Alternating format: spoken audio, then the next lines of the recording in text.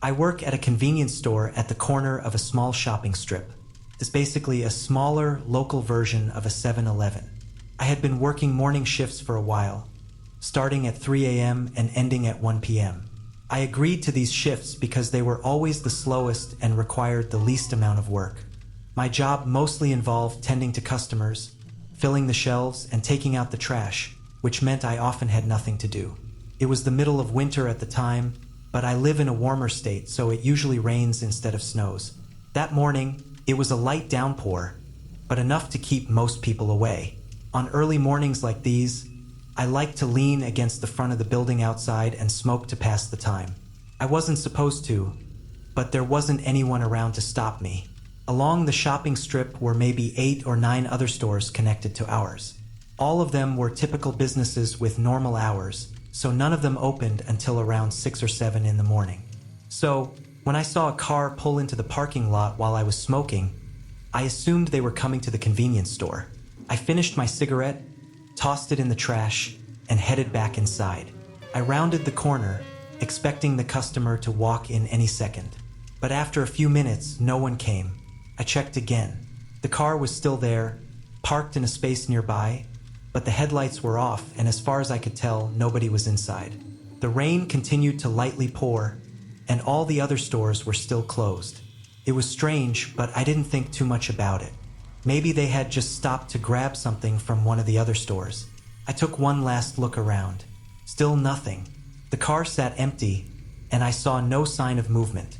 So, I closed the door and went back inside, my curiosity waning as I returned to the quiet, empty store. 30 more minutes passed, and the monotony weighed heavily on me.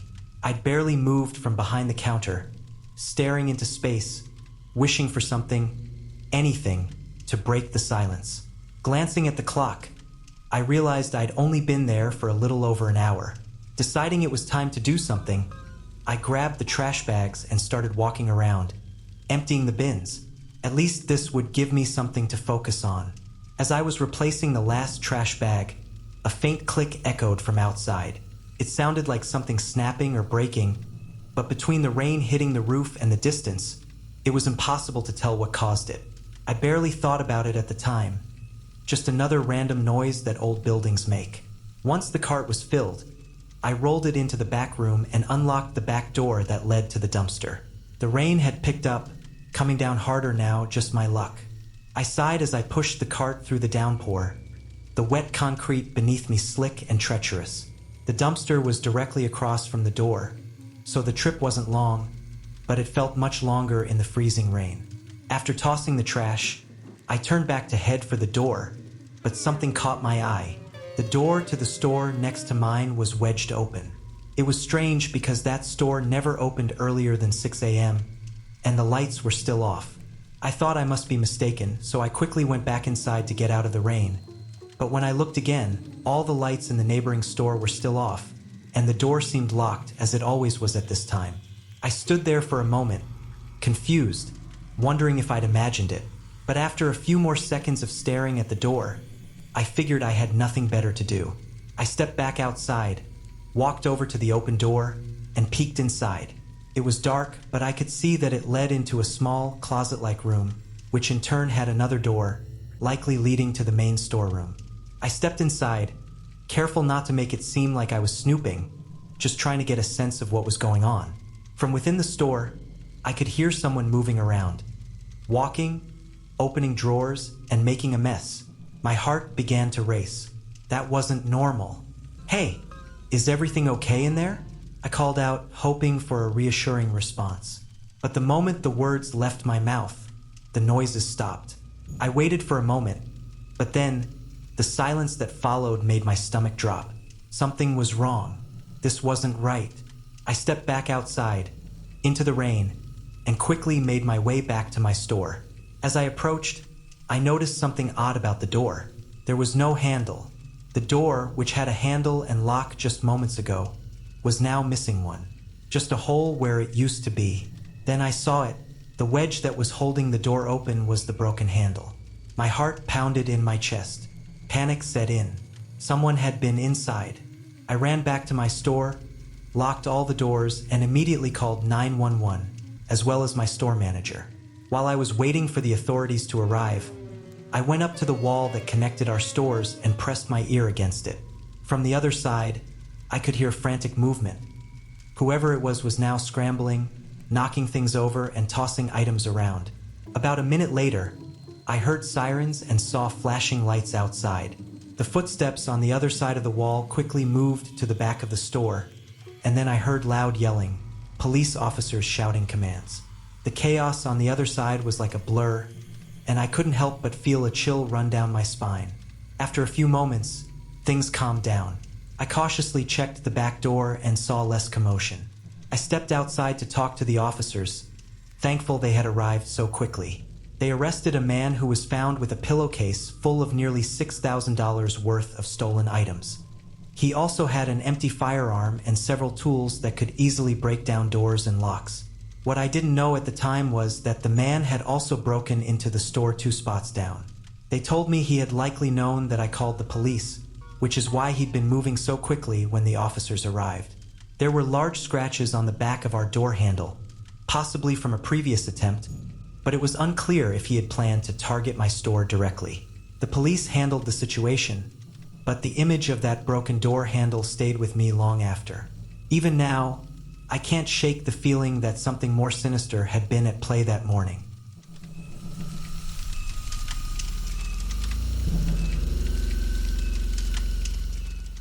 I worked the night shift at a medium-sized hotel in my town. The main part of my job was to stand behind the front counter and attend to customers who needed to check in or out. For the most part, though, barely anyone came in or out of the lobby during the night. When they did, they would just pass through quickly, so I mostly stood there all night staring at the doors. Anyway, I would get the usual angry customers complaining about something or just being weird, but there was one night in particular that still stands out to me. Started out like any other normal night. I stood at the front desk, the usual quiet stretching out before me, with the storm raging outside. It was a pretty big one, heavy rain, howling winds. Whenever there was bad weather, nobody usually bothered to check in or out, so the lobby stayed empty. I pulled out my phone to pass the time. A few minutes passed before a man showed up at the entrance door. He walked through the first set of doors and then stopped, standing in the small area between the 2 sets of doors. He gazed through the glass, looking around inside the building. Our eyes met for a split second, and then he awkwardly began patting down his pockets, as if searching for something. Without saying a word, he turned and walked back out into the rain. It was pretty weird, but to be honest, I'd worked at a hotel long enough and met so many strange people that I was used to it. I assumed he just forgot his keys or something and had to get it back from his car. However, I should mention that I'd never seen this man before. Not uncommon, of course. Most people check in or out during the day. But he didn't have any luggage or a bag with him, which was strange. I assumed he already had a room, but something felt off. Another few minutes went by before the phone rang on my desk. The caller ID said it was an outside number, so I knew it wasn't anyone from one of the rooms. I picked up the phone, said the usual hotel introduction, and asked how I could help. A man's voice came through the line. He said he had parked in the front lot and needed help bringing in his luggage. He spoke politely, but then he made a strange request. He asked me if I could come out and help him, assuring me that it was just a small suitcase. This was a pretty odd request. We usually don't offer that kind of help in the middle of the night, especially with the storm going on. I told him that if he pulled his car up to the front door, I could assist him. He paused for a moment before saying, "Okay," and then hanging up. Annoyed, I walked around the desk, preparing to wait by the entrance. I stood there for probably 5 minutes before growing impatient. The rain was still coming down hard, and I opened the door to stick my head outside. Across the parking lot, I saw the man, standing far from the hotel entrance, waving to me and motioning for me to come over.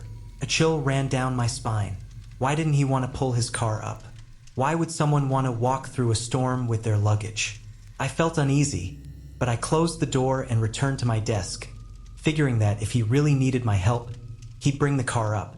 But then, something unexpected happened. Just moments after I sat down, the man came through the front doors, drenched from the rain. He must have sprinted from across the parking lot to get here that quickly. His breathing was heavy as he walked right up to the desk. He stood there for a moment, then asked me the same thing he'd asked over the phone, to help him with his small suitcase. I responded with the same answer. You need to pull your car up to the front so I can help you. This time, though, his response sent a shiver through me. He told me that he had already taken the luggage out of his car and didn't want to put it back in. That was when I knew something was seriously wrong. I asked him if he had a room, assuring him that I needed to check him in before I could assist further. The moment I asked, his demeanor changed. He immediately grew angry, his face flushed red. It was as if my question had offended him deeply. He demanded that I help him before checking in, his voice rising. He insisted that his luggage was getting wet outside, but I had a bad feeling about this guy, and his persistence was unnerving. At this point, I had had enough. I responded, my voice sharp with irritation. I left your bags outside in the rain to begin with. If you refuse to check in, I'm going to have to make you leave. His face twisted with fury. Without another word, he turned around and gave me the middle finger before storming out the door. The door slammed behind him, and I couldn't shake the uneasy feeling that had settled over me. He didn't come back in for the rest of the night. When the morning crew arrived, I told them about the man, and as far as I know, he never checked in. The whole situation left me deeply unsettled. I knew now that he wasn't even a guest at the hotel, just some random guy who had tried to lure me out into the rain, all alone, in the middle of the night. I still don't know what he really wanted, but I'm certain I got lucky that nothing worse happened.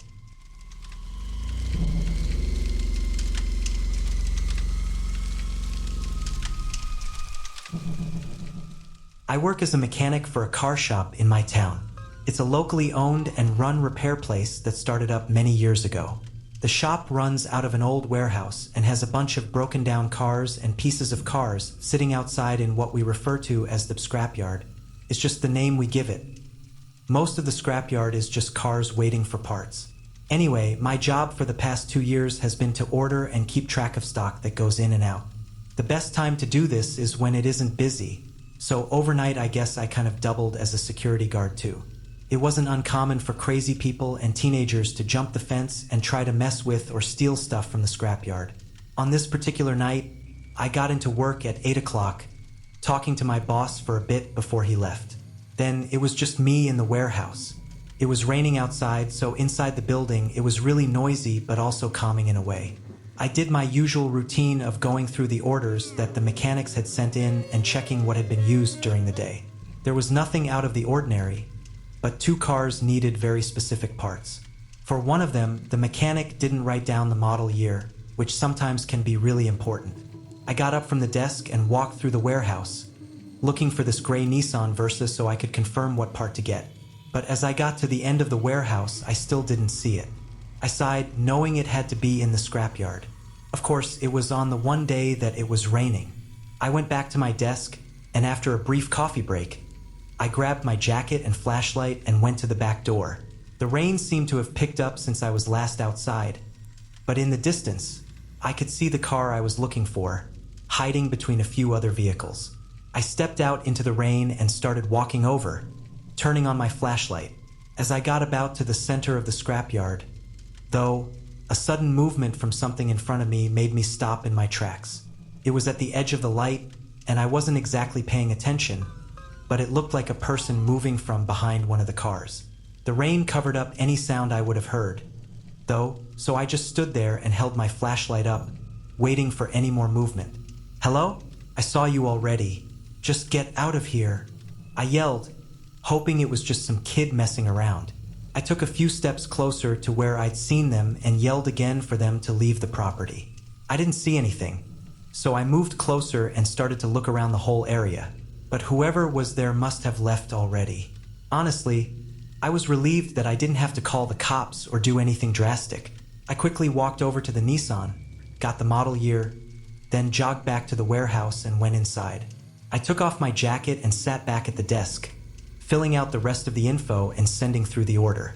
I was there for another half hour filling out more of the order requests. Then I had to do the stock counting in the actual warehouse part of the building.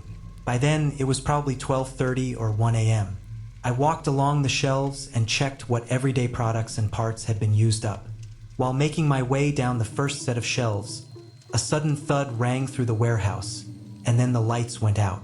I stood, eyes wide open, staring into the abyss of dark. I couldn't see anything, but between the sound of the rain hitting the roof, I could hear footsteps walking through the building. I stared in the direction of where the sound was coming from and could immediately tell that they were coming toward me. I didn't know what to do at this point. I was sure that whoever was in here had shut off the power, but why they were here, I didn't know. And without light, I couldn't even run away. All I could do was listen to their footsteps grow louder as I stared into the pitch black, hoping they didn't know where I was. They were only about 10 feet away when I heard them stop. After a moment, I heard a box open and things being shifted around before the footsteps began going away. I was holding my breath the whole time, and after 30 seconds, it was completely silent. I waited for a few minutes before finally taking my phone out and calling 911, then using the flashlight on it to move toward the breaker room and flip the power switch back on. Looking through the warehouse with the police, all that was left were the wet shoe prints going through the building and out the back door. It seemed like the person from the scrapyard had probably slipped in while I was outside and the door was still unlocked. Then they obviously stole a bunch of gear from our warehouse. Even though they likely didn't have the intent to hurt me, who knows what could have happened if they knew I was standing only a few feet from them. And without me ever getting a look at them, there's a chance that they came fully armed and willing to do anything.